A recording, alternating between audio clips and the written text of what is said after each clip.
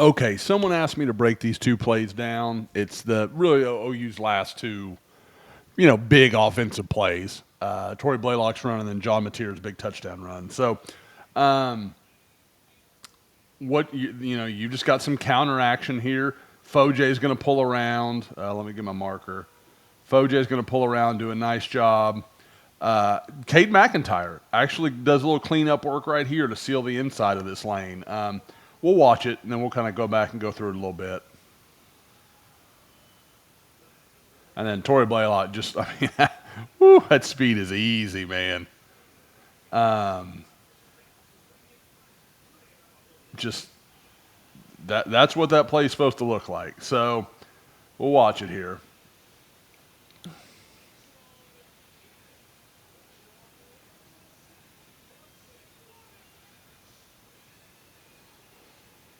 All right, so you've got Howland here. Ozaida's going to come down here. Or does he get the linebacker? Yeah, he doubles down on the nose. Linebacker follows the action this way, gets him out of position. And then look, Cade McIntyre goes, finds a little work. And this is not an impressive block. It's not going to blow you away. But you know what? He did enough. He got in the way. And that's, as we pointed out a few times, that's more than some of the blocking we've seen at tight end today or in this game. And then Ryan Foje just embodying every corner's nightmare. This monster coming at you. And I heard Gabe talking about him being a little heavy, and he might be. I don't even know that it's so much that he's heavy, in that I think maybe he's carried a little bad weight. Like it's not as good as you want it to be. He got so focused on putting on weight and adding mass. Because, again, I can't say it enough. This kid, when I first met him going into camp, going into his junior year of high school, he was like 255, 260. He was a lean guy. And then even into his senior year, it wasn't. And then, like, as the senior year went on, you never see this where guys are adding weight as the season goes on. It's usually a struggle to keep it on. And he just didn't have that problem, and he just keeps getting bigger. And, obviously, I've seen him play at 265. I've seen him move better than this.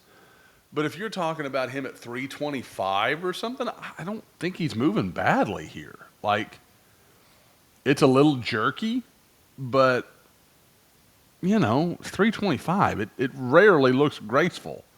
And the point, and he gets out where he's got to go. He gets out on that safety. So, reasonable people can disagree. Like I said, I like him to clean it up a little bit, but I don't know that I necessarily have a problem with the weight he's playing at. Make it a little more muscly, a little less fleshy, I think could be nothing but good for him.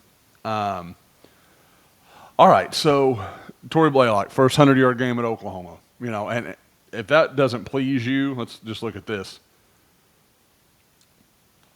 Freshman, sophomore. Is Cade McIntyre a sophomore at this point? Something like that. There's a lot going on up front that,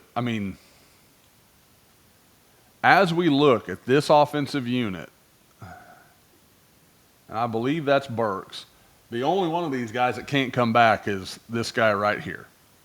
That's kind of a cool idea for the future. Again, we'll see. There's a lot to play out between here and there, but just an interesting thought. So, anyway, and I'm sorry, Derek Simmons as well. So, but yeah, all right. So let's, again, just got the freshman out lead blocking for the other freshman. Nice block by McIntyre, and then just speed, man. There's nothing wrong with any of that. All right, now let's look. Here's Mateer's run. Nice kick out by Ryan Foje there. Okay, can anybody tell me if this looks a little to you, and those who know will know, Is this a little bit of a Landry Jones tribute, like right here from about the 30 to the 20? It felt like Mateer was high stepping just a little bit. I mean, not a lot, just a little bit. It kind of looked like a 40-yard dash I watched once upon a time, but no, really though. Again, you get all this. Temple just get out of position. You get. I mean, look, boom, boom, boom. They're all tracking. These guys are moving this way. All this little pop pass stuff that they've been running confuses everybody. It brings this guy right to Foj when he's coming around on this counter. I mean, look at Derek Simmons. Derek Simmons is looking for work.